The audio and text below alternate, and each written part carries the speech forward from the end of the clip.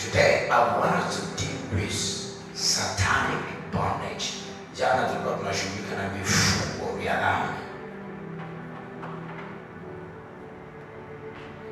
Umeshatoka, lazima utoke kwenye vifungo vya dhambi.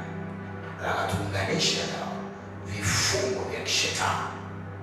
Vifungo vya kishetani ni aina ya vifungo vya giza vinavyomfunga mtu katika ulimwengu wa roho, na mara zote vifungo hivi vinafanyika kwa njia zifuatazo. Kwa njia ya uchawi. Vifungo vya kishetani vinafanyika kwa njia ya uchawi, witchcraft. Alafu pepo wachafu.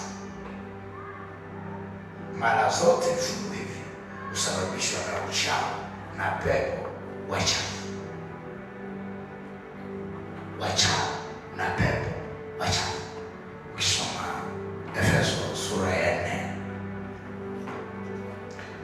4, Efeso chapter, is it chapter 4 or chapter 6? Yes, it is chapter 6. Kwa Efeso sura ya 6 ya Kadarabasha na ule mstari wa 11 anasema, kwa maana silaha zote za mvaeni silaha zote za Mungu mpate kuweza kuzipinga hila za shetani, kwa maana kushindana kwetu sisi si juu ya damu na nyama, bali ni juu ya falme na mamlaka, juu ya wakuu wa giza hili, juu ya majeshi ya pepo wabaya katika ulimwengu wa roho. Wakuu wa giza hili pale panahusisha waganga na wachawi na majeshi ya pepo wabaya. Kwa hiyo vifungo vya kishetani, shetani anatumia waganga na wachawi, alafu na mapepo and demons. Vifungo vya kishetani, na shetani anafanya hivyo ili kufunga maisha ya watu, wakamate, watesi. Kwa mfano, Injili ya Luka sura ya 13 mstari wa 11 mpaka ule wa 16. Tulisoma jana, lakini maneno yale yanaanza kusema, natazama palikuwa na mwanamke aliyekuwa na pepo wa udhaifu muda wa miaka 18. Pepo wa udhaifu. Injili ya Luka sura ya 13 mstari wa 11 mpaka 16. Yule mwanamke alifungwa na pepo, kifungo cha kishetani, na mgongo wake uliinama, ulipinda kwa muda mrefu. Wanasema hawezi kupona, kumbe ni pepo limekaa kwenye mgongo wake. Vifungo vya kishetani. Marko sura ya 5 kuanzia mstari wa kwanza mpaka ule wa 13 tunakutana na yule mtu aliyekuwa na kichaa, anaitwa mapepo ya Wagerasi. Baada ya Yesu kuvuka ile bahari, ziwa la Wagerasi, kukutana na mtu mwenye pepo, na wanazungumza sifa zake. Walikuwa wanamfunga na minyororo, anaikata, alafu anakaa maeneo ya mapori, ikaa kwenye makaburi. Alipomwona Yesu akapiga kelele, yale mapepo yalikuwa yanamfunga, yanasema, tuna nini nawe Mwana wa Mungu? Tumekukosea nini? Umeanza kututesa kabla ya wakati wetu. Na makosi na yule mtu, Yesu akasema ndani, mwachie. Yakapiga magoti, akaanza kugaragara, alafu akasema, tunaomba uturuhusu tuingie kwenye nguruwe. Bwana Yesu asifiwe. Kuna vichawi tunaona, nafikiri vichawi, sio vichawi, wamefungwa vifungo vya kishetani. Wengine ndio wako kufanya biashara za watu, na neno mviliwa na wengine ndio wako kufanya biashara za watu.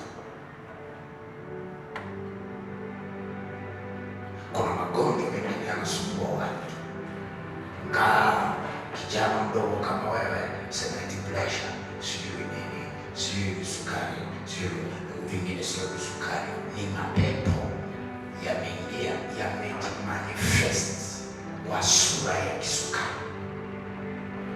vingine sio vidonda vya tumbo, ni mapepo, ila yalipoingia ndani kwenye utumbo, wanapopima yanajionyesha kwamba sisi ni vidonda vya tumbo, lakini havikuwa. Ni mapepo yamejionyesha kwamba mimi ni pressure, lakini sio pressure. Sema lazima nitoke kwa jina la Yesu. Mwili wangu ni hekalu la Roho Mtakatifu, sio nyumba ya vifungo vya kishetani. Mbingu isikie na ardhi isikie. Kuna magonjwa mengine yanaweza kukupata ukafikiri magonjwa, kumbe ni pepo limeingia kwa namna ya ugonjwa, ila si ugonjwa. Kila nikianza kusoma kichwa kinaanza kuuma, nikianza kusoma nikisoma dakika 5 kichwa kinaanza kuuma. Sio kichwa. Shetani anafuatilia hatima ya masomo yako, hatima yako ya kielimu, kwa ameinjika yale mapepo naweza kwa namna ya uchawi, ili usipate muda wa kutosha wa kusoma. Alafu kwenye mitihani unapokuja unaanda perform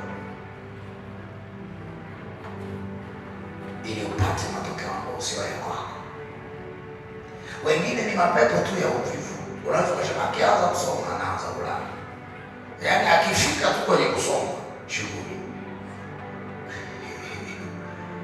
Haleluya! Yaani akifika tu kwenye kusoma hawezi kukaa nusu saa akasoma, tayari mara usingizi, hapati utulivu akianza kusoma.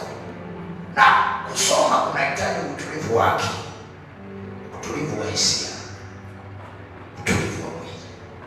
Kaona shaka disturbance, mara tumbo linaanza kunguruma, mara nini, kumbe ni lilo pepo lililotumwa kwa wewe.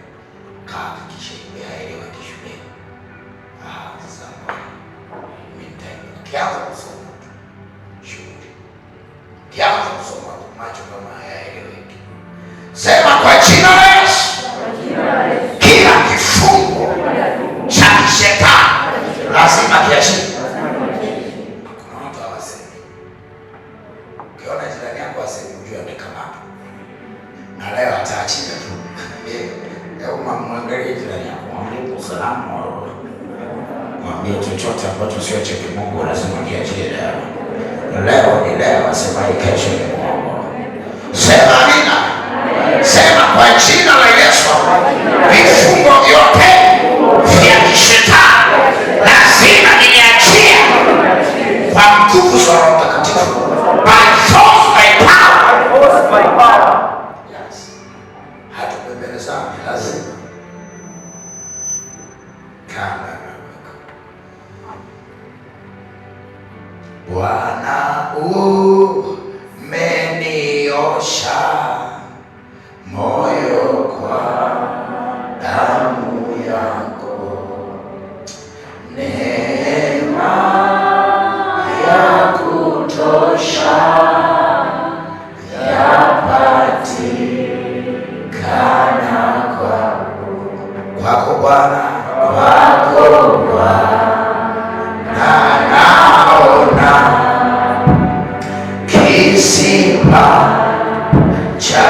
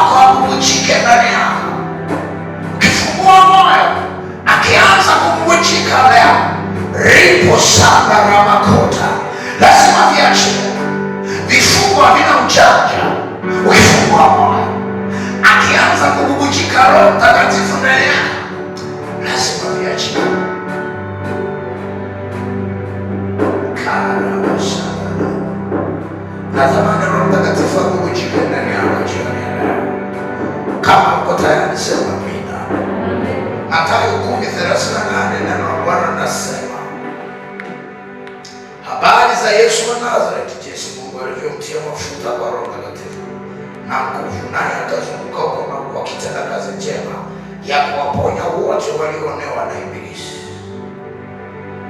na kuwafungua wote waliokuwa wamefungwa na Shetani. Na Yesu amenituma nifanye kazi hiyo jioni ya leo, kuwafungua wote ambao Shetani amewafunga, amewaonea.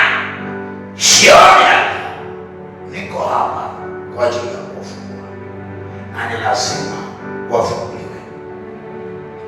Dalili za vifungo vya kishetani.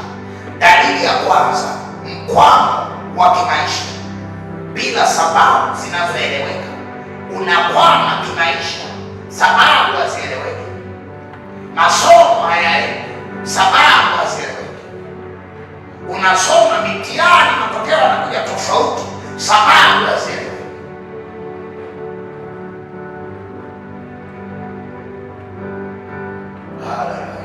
Unajua hatima yako ya kielimu imefungwa.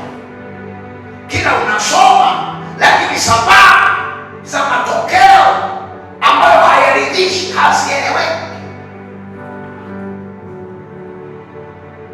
Leo lazima kieleweke. Leo lazima kieleweke. Magonjwa ya mara kwa mara, sababu hazieleweki.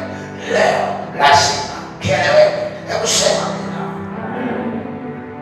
Dalili ya pili ya kwamba kuna kifungo cha shetani. Shetani amekuonea ndoto mbaya za mara kwa mara. Wewe kila wakati unaota umekufa, unaota unang'atwa na nyoka, mara unakimbizwa, mara nini. Hujawahi kuota ndoto ya ushindi, unaota ndoto mbaya mara kwa mara. This is a sign and indicator that you are in satanic bondage.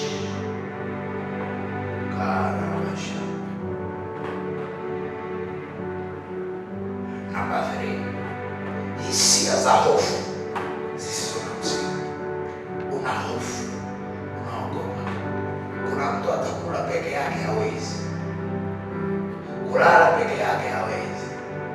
Yaani kuna hisia za hofu ambazo hazina mantiki. That is a sign. Hallelujah. Mwingine atakuamka tu usiku kwenda toilet hawezi, mpaka aanze kusumbua wenzake, nisindikize, nisindikize. Huyo hofu inatoka wapi? Kifungo cha shetani. Unaweza kufikiri kitu cha kawaida, sio kitu cha kawaida. So how comes wewe mtu mzima, wanawake wa mocho, saa 8 taa zimewaka, unaogopa kwenda toilet? Mwingine hata mchana tu toilet anaogopa kwenda, mpaka muombe mwenza kunisindikize, naogopa. Ni kifungo cha shetani. You are in satanic bondage. Therefore you must be released in the name of Jesus. Una hofu kwenye mitihani, hofu mtihani ukikaribia tu, hofu imejaa. Mwanafunzi ambaye amefunguliwa anatamani mtihani uwe kesho. Yaani unatamani, unaona mbona mitihani inachelewa, si yetu. Haleluya.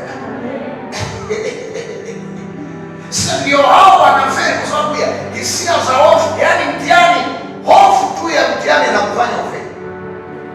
Ukiingia kwenye mtihani unasahau majibu yote kwa sababu ya hofu. Ni kifungo, sio kitu cha kawaida. Unanielewa? Wanafunzi wengi wanaanza perform kwa sababu ya hisia za hofu zisizo na maana, kwa namna ambayo hata majibu ambayo alikuwa anayafahamu anayasahau, akitoka nje anayakumbuka.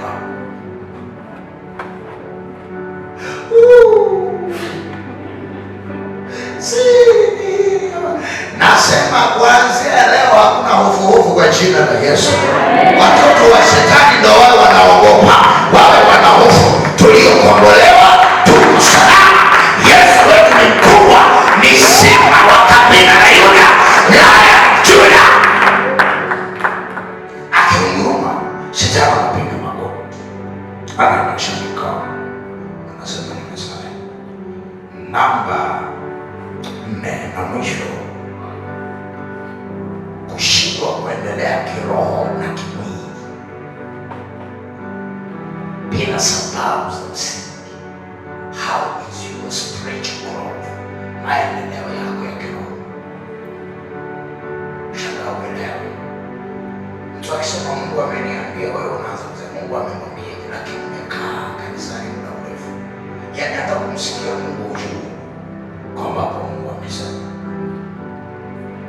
Wewe tangu umefika hapa tena bado tu hujui kuisikia sauti ya Mungu. Na maombi yote tunayoyaomba.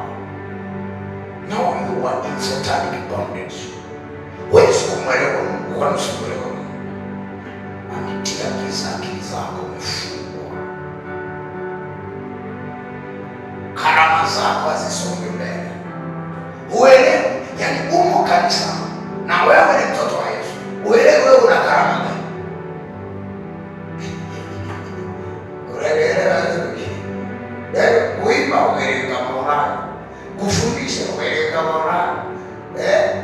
Ushauri yani uelewe. Yani uelewe. Yani ujielewe. Wewe ni kuja tu kukaa na kunyanyuka. Umefungwa. Kila mtoto wa Yesu ana